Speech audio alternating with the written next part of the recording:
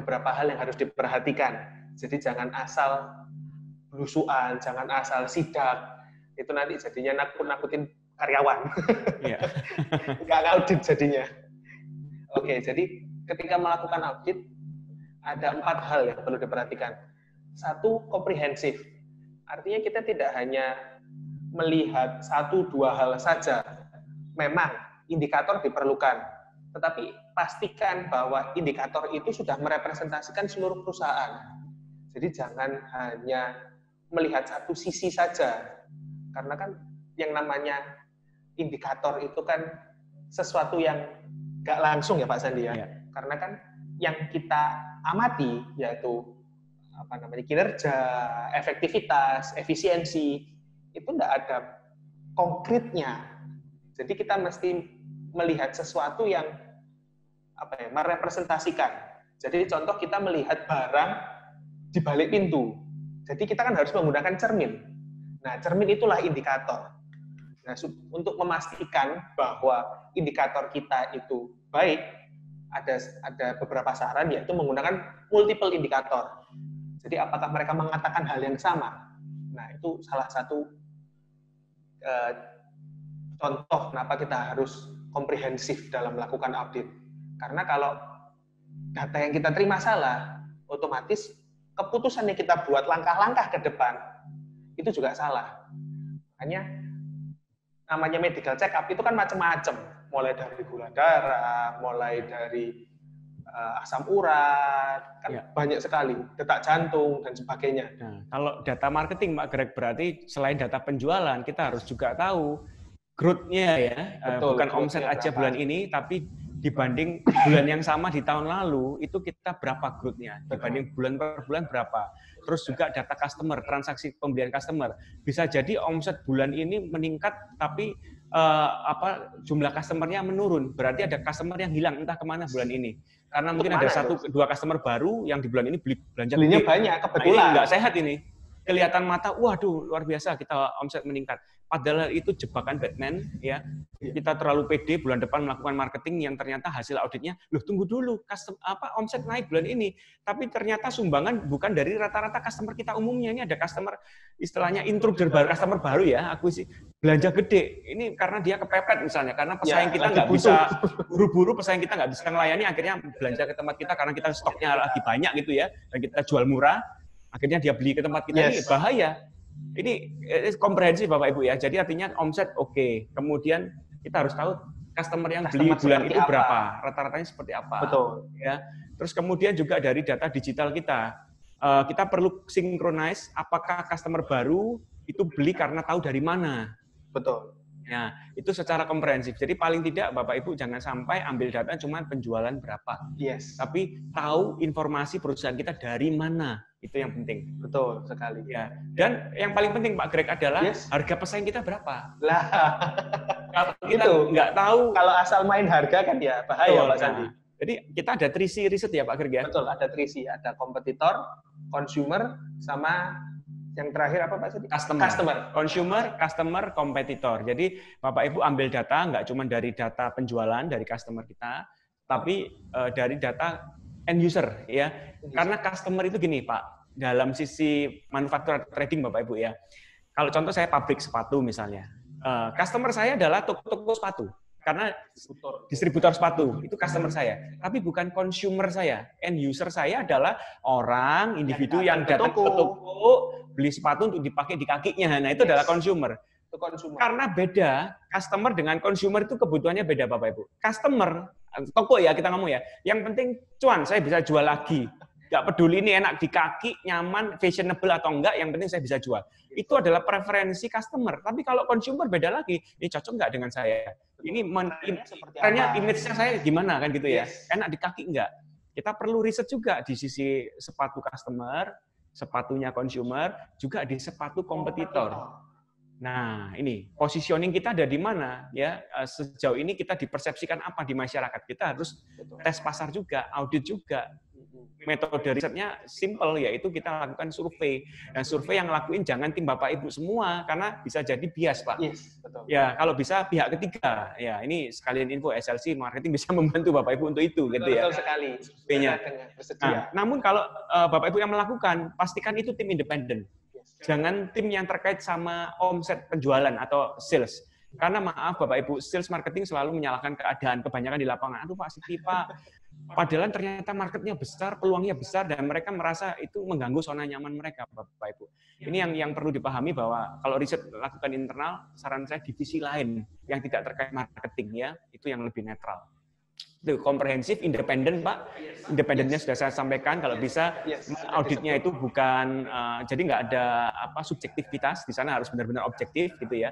Terstruktur itu artinya semuanya harus ada metodologi. Kita akan bahas di sesi metodologi audit. Dan ini Pak, berkelanjutan. Periodik. Artinya diulang-ulang. Jadi jangan sampai sekali selama 10 tahun. Nggak valid lagi. Nggak relevan, sudah berubah.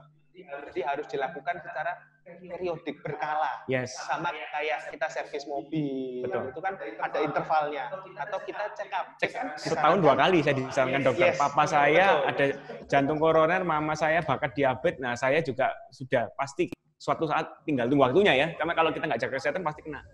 Kemungkinannya lebih tinggi. Nah, makanya kita perlu audit Bapak Ibu minimal ya setengah tahun sekali atau 1 semester sekali. Ini adalah waktu yang tepat karena kita ada di semester kedua, Pak Greg. Di tengah-tengah. Jadi kalau Bapak Ibu sebelum membuat strategi formulasi marketing plan di akhir tahun ini, setengah tahun ini, Pak, kita perlu tahu kondisi sekarang internal seperti apa. Yes, ya. Betul sekali. Oke, next slide Pak Greg. Kita next slide. Kita akan belajar metodenya. Nah, tadi supaya kita menjaga independensi dalam melakukan audit. Nah, yang pertama ada task force audit. Jadi kita menugaskan kelompok kerja untuk mengaudit. Nah, itu bisa dari dalam maupun luar ya Mas Andi ya. Dan ini tidak boleh tim sales marketing Bapak Ibu. Yes. Ya. Karena ada konflik interest.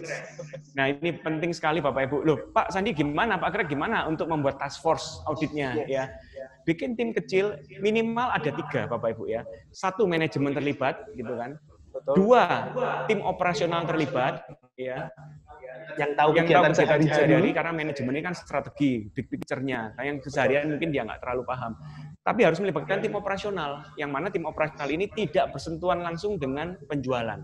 Nah, yang ketiga adalah orang eksternal, Bapak Ibu. Libatkan orang eksternal yang bisa memberikan opini yang lebih objektif. Ya, ini penting ya. Bisa konsultasi dengan saya, konsultasi dengan para yang lain, kolega Bapak Ibu. Libatkan mereka untuk memberikan banyak masukan. Ini penting sekali. Ya. Nah, kalau dari segi outset itu Pak, audit. Ya, outside audit ini 100% dari orang luar. Jadi benar-benar pihak ketiga. Ya. Benar-benar ketika minta tolong, contohnya Bapak Ibu bisa minta tolong SLC marketing untuk membantu audit perusahaan Bapak Ibu. Nah, itu adalah outside auditor. Karena kami sebagai konsultan berperan sebagai orang ketiga, artinya melihat bagaimana Bapak Ibu melakukan bisnisnya. Jadi ibarat Bapak Ibu adalah ikan di dalam kolam, nah kita yang melihat dari atas. Nah, itu jalurnya kemana, apa yang harus dilewati, kesulitannya apa. Nah, itu yang kita akan bantu. Itu outside auditor. 100% orang eksternal yang melakukan audit. Nah, seperti external auditor kalau di KAP, kantor akuntan pajak itu Bapak Ibu ya, akuntan publik, ada internal auditor, ada external auditor. Nah, eksternal atau outside ini pentingnya hanya ini ya, tidak terjebak, karena kalau sudah di dalam, cenderung orang punya zona nyaman. Cenderung orang akan mengamankan posisi. Nah, makanya ini isu menarik ya. Sekilas Pak Jokowi kenapa pilih Pak Prabowo Menhan untuk menanganin Badan Penanganan Task Force Nasional untuk pangan Indonesia. Karena beliau sisi pandangnya nggak terjebak di Bulog ya, di luar itu. Kalau Bulog yang ditugaskan mungkin ada konflik interest, makanya nggak tahu. Bukan politis, bukan menurut saya lebih kepada ini outside ya. Supaya benar-benar view-nya ini bisa lihat bias maksudnya. Enggak. Oke. hanya orang lain yang bisa lihat punggung kita, Bapak Ibu. Kita nggak bisa. Betul. Kita Betul, nggak bisa Pak lihat Sandi, punggung betul. kita sendiri. Yes. Iya. Makanya kita butuh outside auditor. Nah, selanjutnya adalah audit from above, yaitu orang dalam, yaitu biasanya top management yang langsung turun ke bawah untuk mengaudit. Nah, jadi ini biasanya kalau Pak Jokowi stylenya belusuan. Nah, kalau Bapak Ibu gimana melakukan sida atau apa? Nah, itu self audit itu Pak Greg ya. Self audit ini yang belusuan, yang menemukan sendiri. Audit. Jadi Bapak Ibu sebagai business owner, sebagai manajemen ya, sesekali itu ngetes. Ya, contoh yang paling gampang itu kalau Bapak Ibu admin kita ready nggak ya, chat webnya, website Bapak Ibu sendiri. Nah, admin segera balas nggak? Kalau segera balas, nah berarti dia sigap untuk melayani. Nah, secepat apa responnya? Itu adalah self audit kalau dari segi layanan ya. Nah, kemudian Bapak Ibu coba nih telepon ke kantor sendiri, tapi dengan nada yang beda ya. Jangan nada Bapak Ibu, pasti kan karyawan kantor Bapak Ibu tahu suara Ibu Bapak ya. Nah, salam sapanya gimana? Halo, selamat siang, saya Irin, sales marketing bisa dibantu. Nah, senyum sapanya apakah masih semangat? Nah, itu Bapak Ibu bisa melakukan self audit sendiri terkait layanan. Jadi menurut saya audit bisa beragam, ini metodologi aja ya. Bisa audit membuat gugus fungsi tugas ya, sekian waktu, temuan-temuannya seperti ISO Bapak Ibu. Kalau Bapak Ibu perusahaan sudah di ISO, itu setahun pasti 2 kali dikunjungi tim ISO ya, untuk diaudit semua borang-borang dokumen, diperiksa apakah sesuai jalur operasional, one gate-nya seperti apa informasi dan seterusnya. Itu adalah terdiri dari external auditor ya, dari lembaga ISO-nya, dan satu lagi dari tim internal Bapak Ibu ya, rumah quality-nya. Kalau perusahaan di marketing ya, kalau marketing Bapak Ibu ada marketing analis. Jadi selalu kami di dalam perusahaan klien yang kami bantu harus dipilih salah satu marketing analis yang dia tidak bergerak di operasional sehari-hari, tapi dia membantu seolah-olah sebagai asisten marketing manager, berpikir strategis, membantu manajer berpikir dan mengambil data dari tim operasional. Nah, ini cara-cara seperti ini yang Bapak Ibu perlu lakukan. Jadi yang mengaudit sekali lagi bukan orang yang terkait sama penjualan. Yes, betul. Ya, audit from above ini berarti Bapak Ibu mengaudit dari owner atau misal direksi, mengaudit manajer mengaudit SPV mengaudit anak-anak sales gitu ya. Itu bisa juga dilakukan. Top down.